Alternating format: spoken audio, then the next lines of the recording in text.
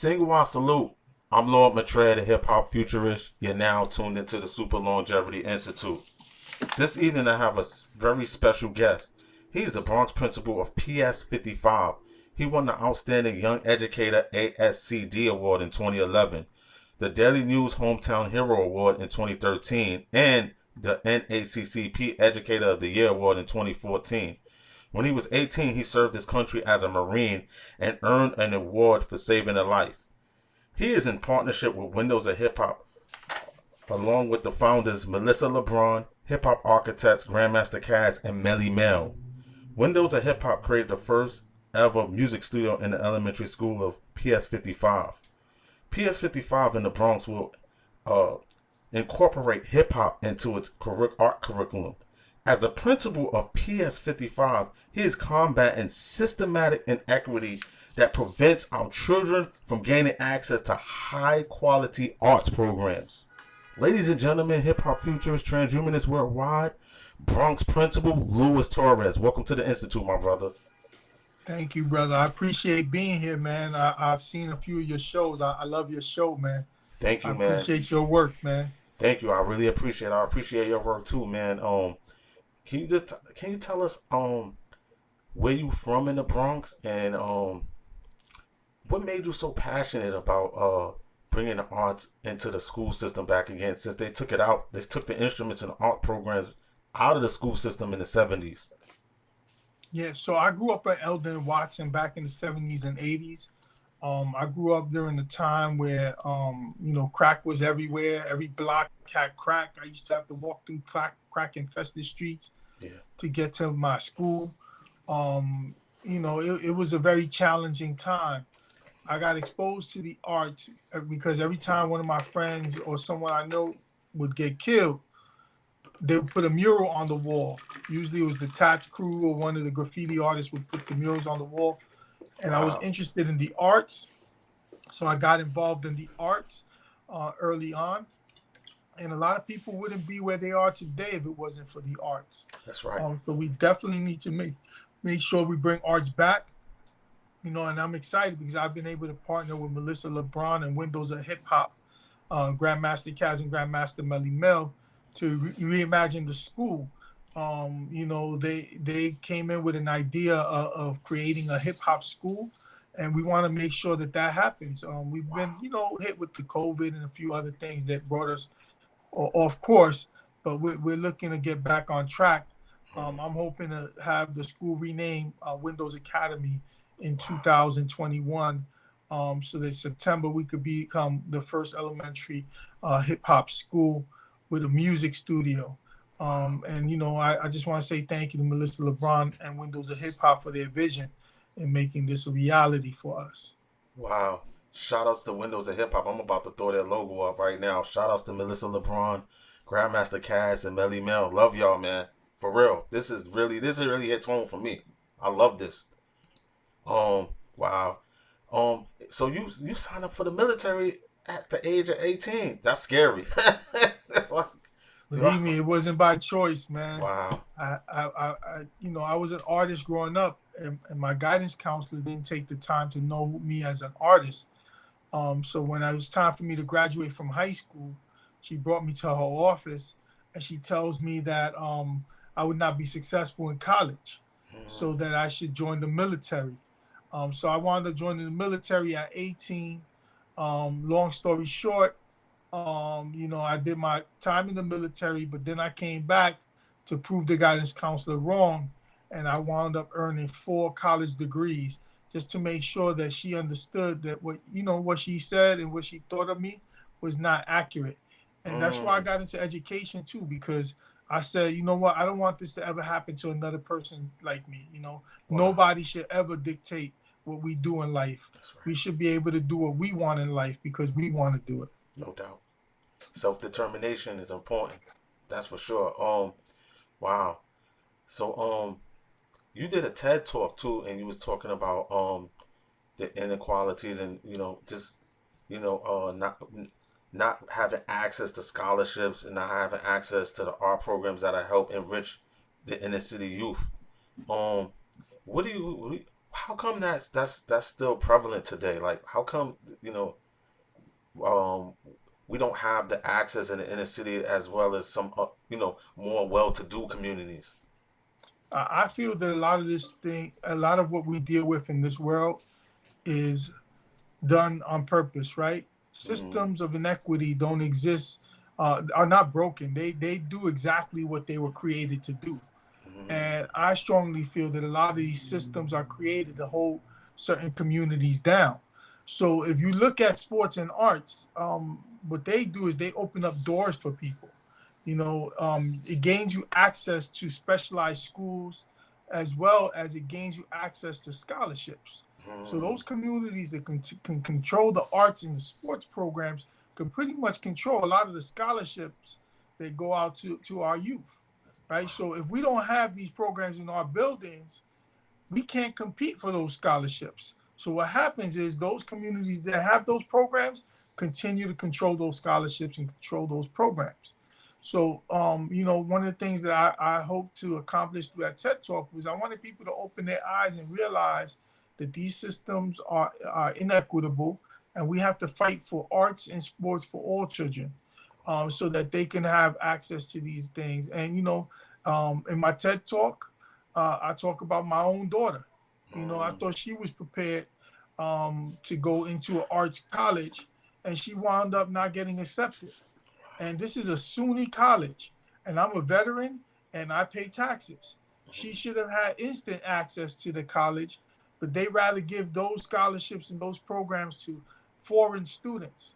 And if you look at the statistics of that college, it's easier to get into that college being a foreign student than being black or Hispanic.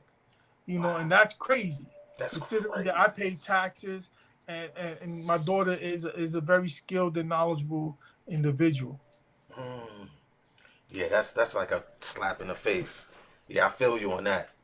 Yeah, man. Wow. How long you been a principal? And tell us about the journey and you becoming from a teacher to a principal. That. My aunt is a principal, so I have great respect from all my principals who put their blood, sweat, and tears into the community. Yeah, so I went straight from teacher to principal, which is unique, right? It is. Normally people go from teacher to assistant principal then to Yeah. principal, but I went from teacher to principal right away because I don't have time to waste. Life is too short. If we're gonna have an impact on this world, we gotta make moves as fast as we can, and do everything that we have to do to make this world equitable for all. The sad part is that I always have to do twice the amount of work to get to the same place as others. Yeah. But it's all right. I'm gonna keep pushing. Yeah. We do this because we want to do what's right by children and by families. And it was a tough journey. I'm not gonna lie. There were times where I thought that I would not be successful. A lot of things were stacked up against me. Mm. But I wound up pushing forward, and I had a lot of great people in my life that prepared me. And here I am, 15 years later. I'm running a very nice school, and doing some incredible work. Who was Dr. Betty Rosa? Dr. Betty Rosa was a superintendent when I was a teacher. She was ahead of her game. She ahead of her time. She was thinking about things before, I think, you know, Bill Gates himself. Mm. This lady put iMac computer. I don't know if you remember those iMac computers, the Definitely colorful do. ones. Definitely She do put an remember. iMac computer in the home of every single family in District 8 in the Bronx. But then when she put all the computers into everybody's home, there was a need for internet. So what she did is she had her tech team create their own website, and was offering internet to the families for $10 a month, high quality internet, and all the tech support and everything that they needed to be successful in technology. And we're talking about 2002, 2003, 2004, where technology was first starting. She was Mm. way ahead of her game. She was doing virtual work before virtual work was a term or not. She was just an incredible individual. I learned a lot of my community work through Dr. Betty Rosa, and then under the leadership of Stephen Rappaport, who was my principal. we were able to put some amazing programs together and do some parent outreach programs. The parents would take a 4-day course and then they get a free computer. We were just doing some amazing things. I mean, I even remember doing computer animation back Wow. then, 2004, before cartoons were being used for educational Right. purposes. Right. Wow. So she gave computers to her. How many computers did she give out? You think? Brother, I used to sleep, eat IMAX. Wow. It was just thousands of computers Wow. that we gave out over the time period that I worked under her leadership. We had a basement in one of the schools just filled to the ceiling with computers, and we Wow. would provide the training, give them out, provide the training, give them out. So she single handedly was ending the digital divide by doing that. We continue that work now. We have a executive superintendent named Misha Ross Porter.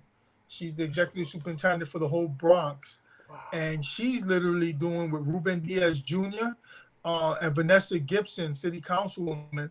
They pretty much put a device in every single home in the Bronx. It's crazy. So the work continued, but just to think that this lady was doing it in 2003, 2004 is incredible. Wow. Shout outs to Stephen Rappaport and shout outs to Dr. Betty Rosa. Shout outs to y'all. Shout outs to y'all. That's this community work means so much, man. Because if we don't do it, nobody's gonna do it. Nobody's gonna do this work for us. Um. Wow.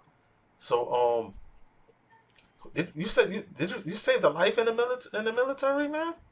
Yeah, so it was crazy, right? Mm. We were in training in Camp Pendleton, California. I actually was a Navy medic attached to the Marines. Whoa. Okay. So, it's like being in the Marines. Yeah. Actually, the Marines are part of the Navy. Right. So, I was a medic attached to the Marines. I was in a base in Camp Pendleton, California, and I'm talking on the phone, Mm. and I look over to my left, and there's a Marine talking on the phone to somebody. I guess his wife or somebody, Mm. and he just drops. What? He just drops. Um, he was unconscious. He had Wow. stopped breathing. He literally was dead. Wow. So quickly, because I was a medic and I was trained, I started. I provided CPR. I Wow. was able to bring the guy back. That's It crazy. turns out that the guy was on medication, but he was drinking. He didn't know that he would have that reaction, Mm. and he was dead for a few minutes, a few I would say a few seconds. And I brought him back, and it was amazing. The next day, the general of the base, or I think it was the general commander of the base, in front of all the Marines, there were about I would say 3,000 people there, Mm. presented me this award Wow. for saving this Marine's life. Much respect. Wow. And yeah, and it was crazy because we live in a world where racism is real, Yeah. and this was a white man, right? Mm-hmm. And who knows if this guy was a racist, Right. right? But that wasn't what went through my mind. I Right. thought of him as a human being, That's right. and I saved his life. And Mm. that's why I say to people, we gotta stop looking at things, as race. We have to look at people as humans, Right. and we need to come together and we need to figure this out. Yeah.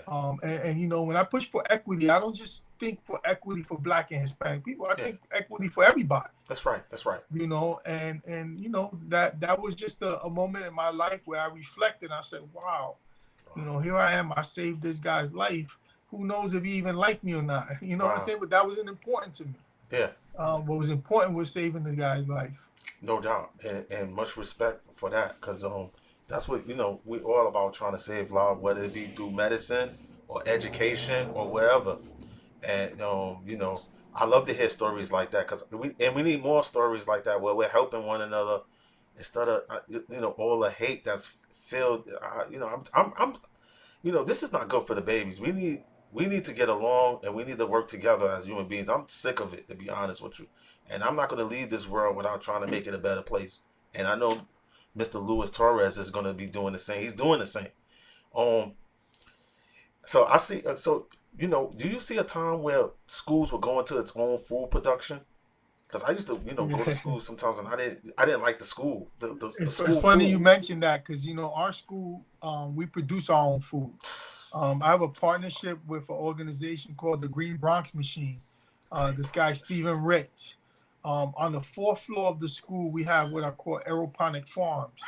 So we grow vegetables, we grow different things all year long. And machine. not only do we grow it, but we provide vegetables to cancer patients because our stuff does not use chemicals. So this is the organic stuff that you probably buy, for extra dollars. You can get it from our school. Wait a In minute. the front, of the school, we actually grow zucchini as well.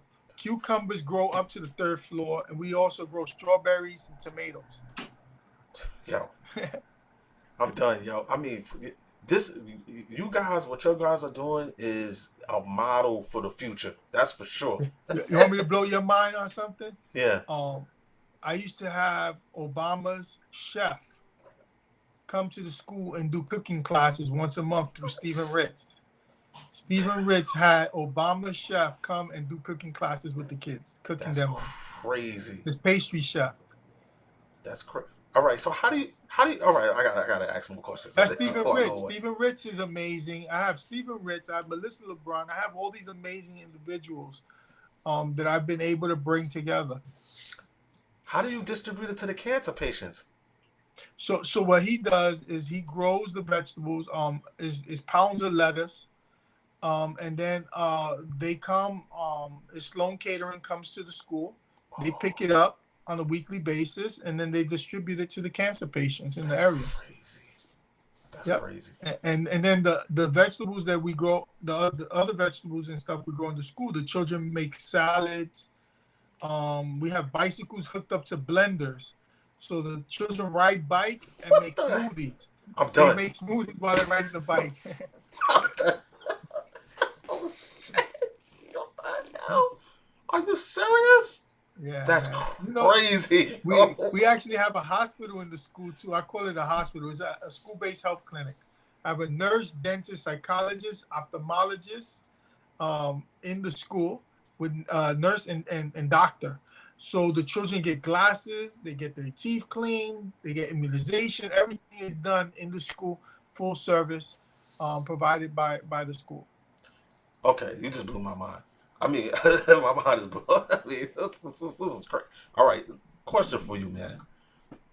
So I know that as a principal, you come from the same conditions that I come from, that the community comes from. You, your priority is making sure the whole child is taken care of. Can you talk a little bit more about that and Yep. your So philosophy on yeah, that? I'm working on a book called The Six Priorities. Six priority. It should be coming out very soon. Basically, what the book is about focusing on those five priorities that come before education for a lot of our families. So, food, shelter, safety, health, access to technology are priorities that come before education for our families. Not because they don't value education, but it's because life's necessities will always be the priority. Right. So a child who's hungry can't read a book. That's right. If a family member's sick, the child's not coming to school. Right. There's a lot of factors, there's a lot of things that go on in the lives of our children that we have to, as a school, try to figure out so that the children can focus on education. People don't realize, safety is a big issue, right? Right. If the family doesn't feel safe coming to the school, the child's going to be absent. If the elevator's not working in the building, the child's going to be absent, right? If the child heard gun shooting the night before, they can't sit and focus on the test. There's so many things that impact our children and their ability to learn. If we as school leaders and as schools don't take the time to try to, address those things, we're never going to get to educate our children. Yeah. So the book and my whole philosophy is about addressing those five basic needs so that we could then focus on education. Wow. And then when we talk about education, I'm so fortunate I partner with Windows of Hip Hop because that's a whole nother piece where we're going to incorporate culture, the hip hop culture into the school. Yeah, cause next week I'm interviewing Dr. Nolan. He wrote a book called Hip Hop Veganism. He's really about health, food production, stuff like that. I'm interviewing him. I'm gonna definitely show him this video. Maybe we Yeah, can get some books absolutely. out to the And kids. Melle is probably a physical specimen. I don't know if you ever So seen Melle. yeah, that yo, that he, guy. he's full health, so we're looking to do Yeah, some health stuff too with Melle. yeah. I'm like, yo, how did how he's in better shape this? How does he do He, it? Like he looks amazing, he brother. looks amazing. I seen him. I was like, yo, how does his brother stay in shape like this so long? You know what and I'm not only saying? that, his insides are healthy. Like the Right. guy is completely healthy. Like it's Wow. incredible. Wow. Shout out to Melle, Grandmaster Cass, and Melissa LeBron, man. Shout out to Windows of Hiphop. Yeah, man. Let me see. So you think y'all gonna try to change the name of PS55 into what name are y'all gonna call it? It's gonna be Windows Academy. Yeah, we're looking to make it Windows Academy because it makes no sense to keep the school with Benjamin Franklin. A lot of people are not happy with Benjamin Franklin now that they know he was a slave owner, Right. and there's a lot, back history on him.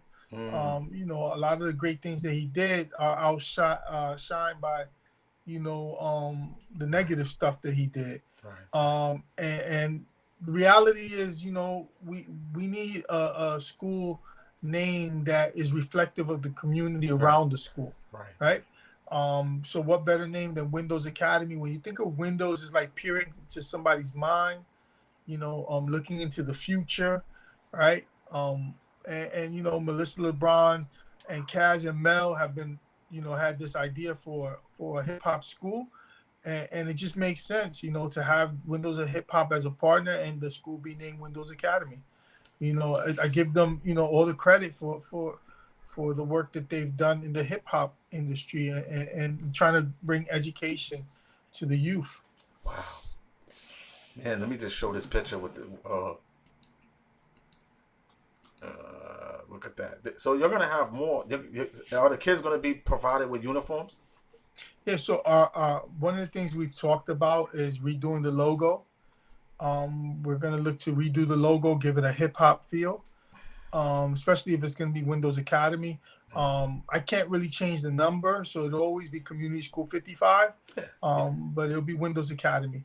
Wow. So we're gonna look to do that. We may look at the school color uniform colors. It's always a challenge with uniforms Yeah. because again, we don't want to add another layer of stress to the parents where they need to decide between food and uniforms. Right. Right. But we want to try to create a full culture, a full display of what we want for our children and our families. People say why we're starting so early in the elementary. The reality is Perfect. this is the grade we need to focus on Right. because we're competing with the streets, Right. right? And we need to teach the children the legal business before they learn the illegal stuff, That's right. right? And I keep telling people, a lot of my friends growing up, they got recruited when they were young. Yeah. They became lookouts. They became, different. They had different roles when they were younger, and we want to make sure that they don't go down that path. We want them to, go down the right path. So we want to get them early. My Wow. goal is to one day be able to create a pathway all the way through high school to college. And I have a lot of vision for schools. I honestly feel that the schools can have a greater purpose Right. in preparing our youth for jobs. Mm. I even tell people that all city jobs should go to people who live in the city, Right. and if the high schools have academies preparing them for these city jobs, we can end unemployment in our city, right? Mm. Plus, it would impact crime, it would impact police relations because the police officers would be from the community, fire Right. department will be from the community. So if you create these pathways by starting in the elementary level, right, by exposing them early, we can better prepare our youth to fill these city jobs. Yeah. It's crazy to me that we got people coming from Connecticut, New Jersey, and Long Island, taking the jobs, and the people from the Bronx are on waiting lists. Wow. That doesn't make sense to me. So Wow. And you know yeah. what? To add, definitely you got. I'm gonna be, when I went to school, elementary school, I'm from 151st and Morris Avenue. Shout out to everybody on Morris Avenue. Um, I went to a public school up the block, PS1, and I know I was in second grade, first grade. I mean, I was in fifth grade, and those kids were lookouts. They would come into school with bundles of money. So you got to get them early. They was coming to school with bundles of money, and they were good kids. They just was caught up in the stuff. My Listen, friends was they had caught to up in the stuff survive. yeah, to survive, and they were lookouts, and they were making tons of money. It was making more than money than their parents in the Listen, streets, which was you go down ridiculous. Watson Avenue, and you hear people screaming, "Bajando, Yeah, subiendo, Maria," and all those things. yeah, The police were around. You know what I'm saying? yeah, So it was just a different time, different world. But you went to PS1. My boy is my good friend is a principal there. yeah, man. And this was Yeah, you should go visit them one day. Yeah, I mean, I had some great teachers there. I mean, this was like in the '80s, like the early '80s. I was in PS1, and Cortland Ave is right there, so they had a really bad drug problem up there. That whole area That whole was area was flooded, and so I'm, uh, I understand exactly where you're coming from, and I know that this is very necessary. Um, and it's good that we have people like Windows of Hiphop. We got Ruben Diaz. Shout out to Ruben Diaz, man. You're doing great work, man. Straight up. yeah. Just Betty so you know, Rosa. Ruben Diaz has funded schools more than anybody I ever known. I mean, he's funded schools. Vanessa Gibson, city councilwoman. Vanessa Gibson. Yeah, the two of them have funded schools at such a high level. It's crazy. Wow, man. They put computers in the hands of the children. They've done amazing work. Yeah, I mean, I'm very proud to have you on at the institute because I always feel like I talk to people, doctors and stuff from all over the country, and it's always good to be able to talk about the stuff that I really care about. I care about that stuff, my futurist stuff as well. But this is the future. We literally talking about the future when you talk about the children. When you talk about preparing them for the future, helping them find their purpose. And I know that when I went on YouTube and I seen the kids talk, I was so proud. They made me feel so hopeful to hear the kids. Shout out to all the kids at PS 55. Their parents. Shout out to all the kids at PS 55 Benjamin Franklin School. Shout out to all of y'all. When I seen the kids talk, it made me so hopeful. When they talked about today's hip hop versus the hip hop and the true school hip hop, I was just like, man, I made me feel so hopeful. They were so articulate. They knew they knew exactly what. Nobody prompted them. They knew exactly what they were saying. And if they understand, they were clear the difference between today's hip hop and the true school. They were very clear. And I was like, wow, this is amazing. I was like, this is amazing. So when you talk about the future, right? What Kaz and Melle and Melissa Libran have been trying to do with creating a hip hop school, that's the future. Like them, I have this idea that every single school should reflect the culture that exists within the community around the school. For a long time, we were learning other people's culture. Yeah, man. You can't learn about other people's culture until you know your own culture. That's right. We need to take the time for our children to learn their own culture, and then we can teach them about the other cultures. That's right. And how they fit in the world. Right. But if we never take the time to teach them about their own culture, we're doing a disservice. Now, I'm not one to cancel out everybody else's culture. I don't believe in that either, because I think that there's a way to learn from that. We're not going to celebrate some of the stuff that went on, but I think our children still need to know some of that stuff, because that's how you learn, right? You learn from mistakes, you learn from the past. That's right. But I've always had a problem where our children don't learn about their own culture, right? So if you have a school that's surrounded by Bengali families, then the school should have programs reflective of the Bengali community. Cooking demos, dances, programs that reflect that community. That's right. If you are surrounded by an African community, then you should have cultural programs for the African community. If you have multicultures, that's beautiful. You should have all those That's right. cultures embedded in everything you do as a school. And then hip hop embodies all of it, right? Because hip Right. hop is a mixture of all the cultures. Mm, That's how the formula was put together to mm, create hip hop. mm. So when you think about what Windows of Hip Hop is proposing through our collaboration, that's revolutionary. Mm. In Yeah, fact, it it's what is. I call the evolution of education, which is the revolution of education, or you can even call it the evolution or the revolution of education, whichever way you want to go with it. But the reality is, education can't continue to be the same. Exactly. And again, we have to teach children their culture before they can learn other people's culture. No doubt. I totally agree. And um, Luis Torres is this a prime example of somebody who is not just teaching hip hop objectively. He is hip hop. He's not just teaching. The hip hop doesn't exist somewhere over there. He embodies the culture himself, and this is what's necessary. Because I see a lot of teachers out here who think that it's just okay to teach hip hop objectively when they're not hip hop themselves. And so that's a problem. That's a disconnect. And the kids, they're smart. They're gonna see through that. So it's important that you get authenticity. You're getting authenticity. This is what I'm seeing, authenticity right now. And this So is what so makes me so proud and happy to see this go on. so Windows of Hip Hop brought that out of me, right? Mm, So when they got involved with the school, um, and we started to reflect, I mm, realized, that hip hop is part of me. They brought that out of me, no doubt. and it even changed the way I look, the way I dress. I had been lost for a little while. Like I I didn't think it understand. was okay to wear sneakers to work. Mm, Now I wear Nikes to work. I don't care, that's right. because it's part of my culture. That's who That's right. I am. That's right. I was changing the way I dress, the way I look. Mm-hmm. No, partnering with Windows of Hip Hop and listen to Libran, Kaz, and Melle, they made me feel that what I could be my own person, That's right. and it's changed my style. It's brought back my culture, and this is what I want to do for the children.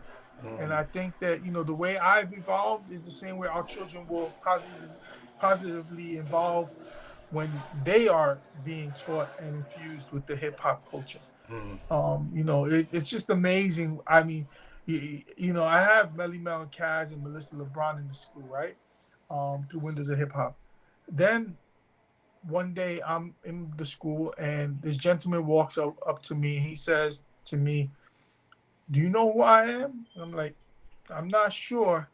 I really don't know who you are. I'll be honest with you." no doubt. He says, "I'm LA Sunshine." Oh yeah, yeah, yeah, Yeah, I'm like, "LA Sunshine? yeah, Who's that?" He's like, "You ever heard of the Treacherous Three?" yeah. I'm like, "I heard of them. I didn't know that he was on." He was actually LA Sunshine for the Treacherous Three. Definitely. He works my after school program. Did not even like this is like another person added on to the school culture. Had no had didn't come into the school through Windows of Hip Hop. Came in through after school program. But then he's telling me call Kaz and let Kaz know that LA Sunshine is working at the school, and it's like, the school has become a hub for hip hop, for the hip hop culture, I know and exactly who he is. yeah, yeah, and then That's more a and Treacherous more, 3 is legendary. yeah, and more and more it's like, it's gaining momentum, and a lot of it started with the partnership with Windows and Hip Hop.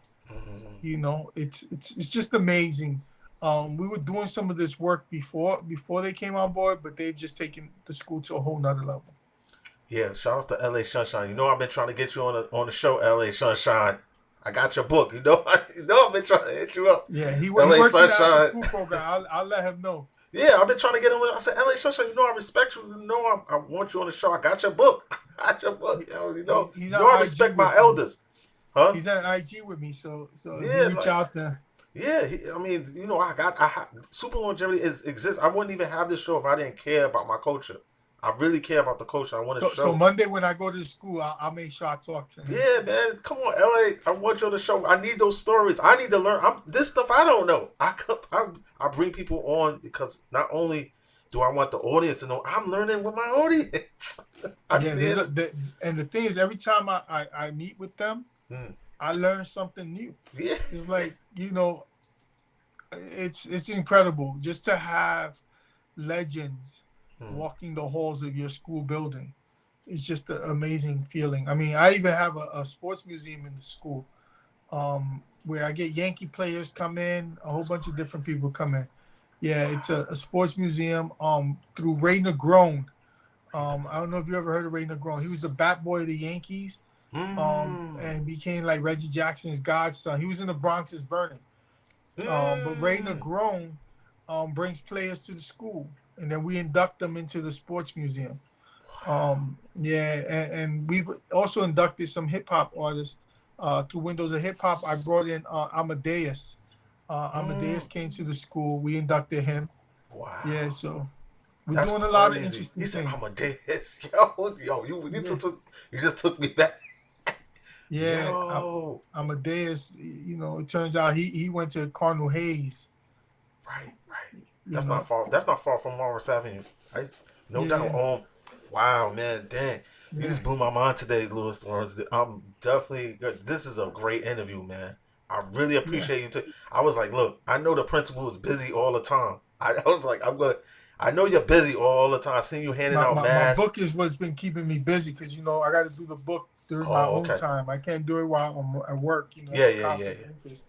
So I have to do my book in the evenings and on the weekends. yeah. Mm, And the book is gonna be interesting. It's gonna have some interesting stories in it.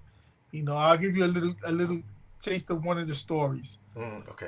Because the book basically I talk about how to hustle and beg for resources so that you can fund your schools and Right. get the programs you need in your school building to address those five needs, right? Mm, So one summer I invited Hank Steinbrenner, the son of George Steinbrenner, mm, the owner of the New York Yankees. mm-hmm. So I invited him to the school. I told Ray Negron, please bring him to the school. I want to talk to him about funding some programs. So I bring Hank Steinbrenner to the school. He does a walk of the building. One of my pre-K teachers tells me that her room is freezing. So I go into the room and there's bullet holes in the windows. What? This is a pre-K classroom, pre-K, which is the 4-year-olds. Apparently, the night before, the day, no, not the night, the day before, there was no school in session for pre-K. Bullets must have rang out. They hit the window. God forbid if the children were in that classroom when that happened. Yeah, yo. So here I am walking around with Hank Steinbrenner, Ray Negron, and a few other people. And I bring Hank Steinbrenner into the room, and he looks at the bullet holes. And this guy started to tear up Yeah. and was like crying. Mm. And he told me, he said, whatever you need for your school, tell me and I'll support you. Wow. From that day till now, the Yankees fund some of the arts programs in the school. They fund players coming to the school building to do autographs. Every year, Ray Negron brings toys to give to the children during the Wow. holidays because that impacted him. Now, Wow. that's one moment in time. So just imagine that was that one day. Imagine a community where this is happening every single day. Wow. The toll is taken on our people. Yeah. Yeah. Wow. Shout out to Steinberg, Mr. Steinberg. Shout outs to him. Yeah, Steinbrenner. Steinbrenner, excuse me. I'm not really that familiar with sports like that, but Yeah, shout he's out the to owner him. of the Yankees. I know you know the Yankees. I So know the Yankees though. yeah, he's the owner of the Yankees. Wow. Son. Yeah. Yeah. Much respect, man, on that. Much respect on that. That wow. So man, anybody in your family is as an educator also? Do you come from a family of educators? Now, I have a few police officers in my family, Me too. and my father was a super Mm, of 2 buildings. I was the super son. mm. The super of the buildings. Yeah, I yeah. used to clean the hallways and take Wow. out the trash and do all that. My father ran two buildings in the 70s and 80s in Elder Avenue. The only Mm-hmm. two buildings that were not drug infested during Mm. that time. And he was one of the first people to start block parties. Wow. Yeah, he used to do block parties, and then he also started softball teams because he believed that if the children and the people were engaged in sports, it would reduce the crime in the community. So what he would do is he would create these programs where each block would compete against each other.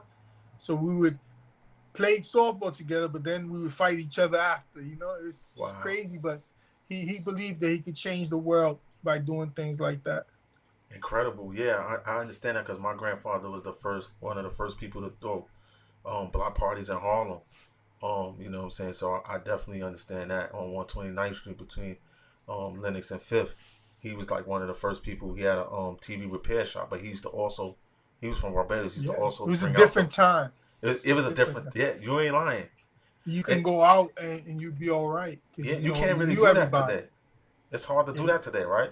you can't go outside anymore. It's not. Yeah, what's up? Yeah, and you know you don't even hear the music like you used to. Like I never like when the spring and transition into summer, you would hear mad music. You get excited. You hear the Listen, music outside. you could be playing stickball, manhunt, Yeah, man. skelly, Skelly skelly. Skelly was my joint.